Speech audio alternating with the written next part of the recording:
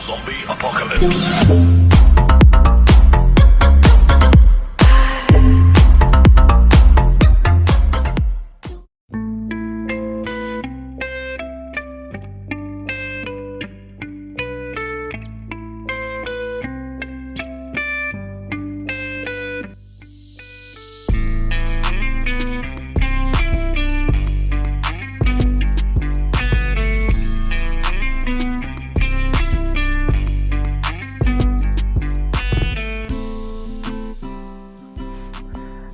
Assalamualaikum dan salam durian semua. Wanakum, ni hao. Okey, salam sejahtera. Okey, untuk kali ini kita akan kongsikan sedikit tentang penanaman cover crop. Yang di sebelah saya ini memang ini adalah salah satu penanaman penutup bumi lah. Okey, ini adalah kacang penutup bumi Mucuna bractita. Kenapa perlu tanam penutup bumi pada kawasan ladang durian kita? Pokok durian sebenarnya adalah pokok hutan. Dan bagaimana olahan ladang komersial kita dengan gaya habitat asal durian, iaitu dengan suasana hutan. So kita digalakkan untuk menyimpan cover crop bagi mengolah keadaan persekitaran kebun kita. Okey, umum mengetahui mengikut Krantz Anatomy, durian adalah dikategorikan sebagai C3, iaitu satu tanaman yang mampu bertahan pada suhu 40 darjah Celsius sahaja. Apabila melebihi pada suhu 40 darjah Celsius, pokok tidak mampu hidup dengan sihat lah.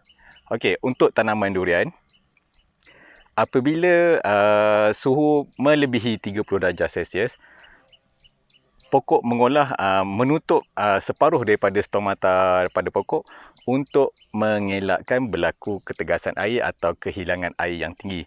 So di sini adalah antara faktor untuk kita simpan cover crop ni adalah untuk mengawal suhu dan merendahkan suhu dan juga kelembapan di ladang kita.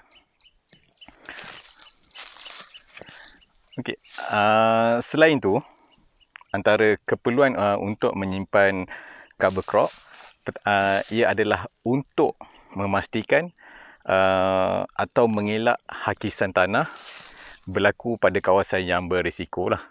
So kalau kita dapat bayangkan apabila kawasan ni tak disimpan cover crop, amalan seperti meracun rumpai yang terlampau sampai tanah tak ada, bila masuk musim hujan atau bila hujan yang banyak, risiko untuk tanah runtuh tu pun akan menjadi semakin tinggi lah.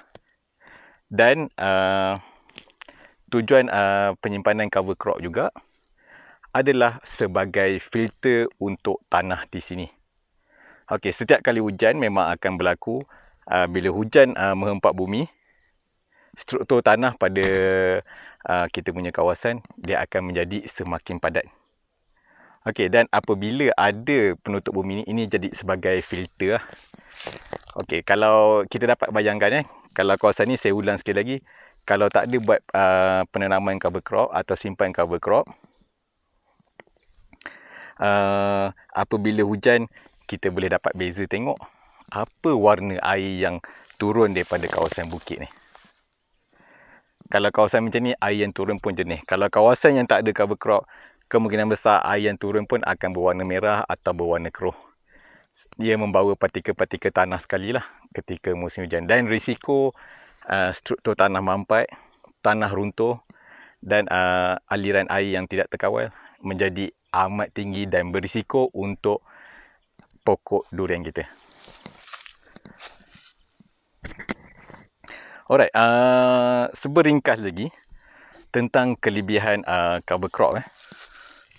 Okey, kalau cover crop ni secara semula jadinya, ia akan menghasilkan organik semula jadi dah. Pertama daripada pereputan daun-daun matang dia, dan seterusnya apabila selepas mesin rumput-rumput yang atau sisa daripada mesin rumput tersebut akan mereput secara semula jadi dan akan memberi organik semula jadi juga lah pada pokok.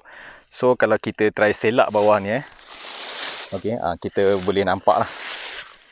Ini adalah daun-daun kering daripada daun-daun tua, daripada cover crop ni. kita boleh nampak ia akan terurai dan akan membekalkan organik semula jadi atau organik percuma pada kawasan kebun kita.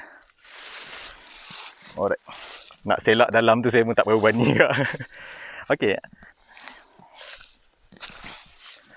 Okey, seterusnya. Apakah peranan mukuna juga? So, mukuna ni boleh dikatakan dia punya tahap, dia punya kecepatan atau tempoh masa untuk dia membesar dan untuk mendominasi kawasan tu sangat cepat.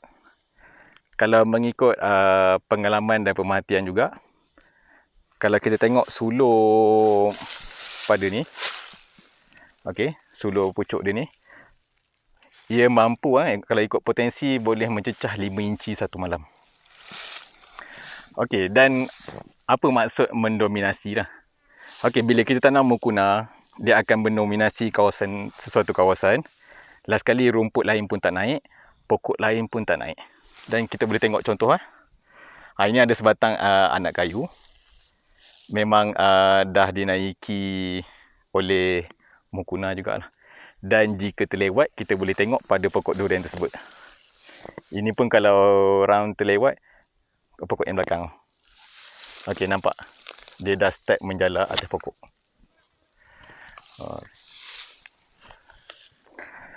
So, bila tanam ni rumput-rumput yang lain, tidak dapat, kuranglah persaingan kepada dapat dikawal oleh mukuna ni. Okay. Dari segi amalan pertanian baik, penanaman penutup bumi pun menjadi salah satu item jugalah. Okey, kalau mengikut MyGate punya panduan saja, mengikut kalau rekod ladang, kalau dalam dokumen pun ada perkara 4-1 iaitu lebih kepada rawatan tanah, pemulihan tanah. Dan salah satu perkara yang perlu ada dalam tu adalah kaedah pengurusan seperti cover crop. Okey, untuk cover crop, ia bukan hanya mukuna saja, rumput pun boleh jadi cover crop lah. Okey. Ini ramai yang bila dah kata mukuna saja, rumput bukan dikategorikan. Okey, tak semestinya. Okey, selain mukuna ada juga kekacang penutup lain, penutup bumi yang lain yang boleh disyorkan, iaitu seperti PJ dan juga CP. Dari segi pengurusan rumpai pula, untuk kawalan bagi kekacang ni, tempoh untuk pusingan untuk memotong rumput adalah sebanyak sebulan sekali. Dan bergantung kepada cuaca. Jika hujan atau hujung tahun terlampau cepat, creepers ni pun akan menjala dengan cepatnya. So, jika terlewat, pokok ni juga mampu naik kepada pokok durian kita. Okey, dan ada juga tempat yang menggelarkan dia kacang gila. Sebab bila dia naik, habis satu kebun, boleh ditutup.